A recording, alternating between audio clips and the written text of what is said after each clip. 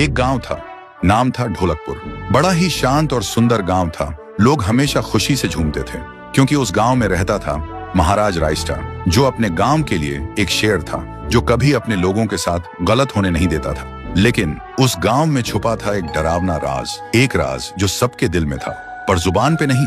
गांव के बीच एक सूखा हुआ पेड़ था जिसे लोग कहते थे श्रापित पेड़। ना कोई उसके पास जाता, ना कोई उससे आंख मिलाता।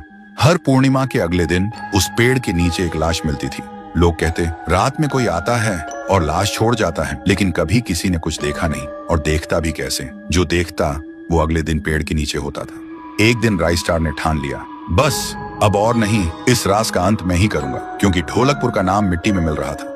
फिर एक पूर्णिमा की रात रायस्टार चुपके से जाकर पेड़ के पास बैठ गया। रात के 2 बजे एक आवाज आई, थुंग थुंग थुंग थुंग थुंग थुंग थुंग थुंग थुंग सहूर।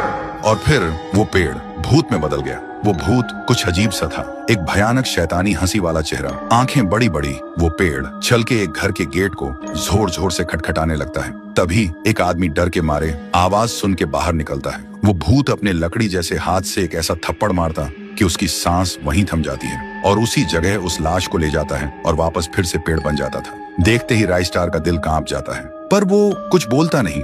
सुबह लोग भीड़ में जमा हुए और रायस्टार ने पहली बार उस पेड़ से बात करने की कोशिश की। पेड़ के अंदर से एक आवाज निकली, क्या तुम सब भूल गए मुझे? रायस्टार बोलता है, तू कौन है? पेड़ बोलता है, मैं हूँ ठुन ठुन ठुन साहुर। एक वक्त था जब मैं भी इस गांव का एक प्यारा सा बच्चा था, लेकिन 100 साल पहले मुझे इसी पेड़ से रस्सी बांधकर उल्टा लटका दिया गया, गांव वालों की आंखों के सामने, और मेरी मौत को तमाशा बना दिया गया, सिर्फ इसलिए क्योंकि मैंने एक राज देख लिया था जो लोग छुपाना चाहते थे। और उसी पल से मेरी रूह इस पेड़ से जुड़ गई। उस दिन से मैं इंसान नहीं, एक सज्जा बन गया, और हर पूर्णिमा में एक राजदार को चुनता हूँ और फिर उसे उसकी खामोशी का हिसाब देता हूँ। रायस्टार बोलता है, लेकिन अब तो वो लोग मर चुके हैं ना जो तेरा कसूरवार थे। अब तू मासूम लोगों को क्यों मार रहा है? पेड़ कुछ देर चुप रहता है, फिर बोलता है, ठीक है, बस एक बार मुझे याद करो, एक दिया जला दो, फिर मैं कभी किसी को नहीं मारूंगा। फिर रात में सब लोग आते हैं, एक एक दिया जलाते हैं, और तभी पेड़ अपने आप से आग पकड़ लेता है और आखिर में मुक्ति मिलती ठुन ठुन ठुन साहुर को।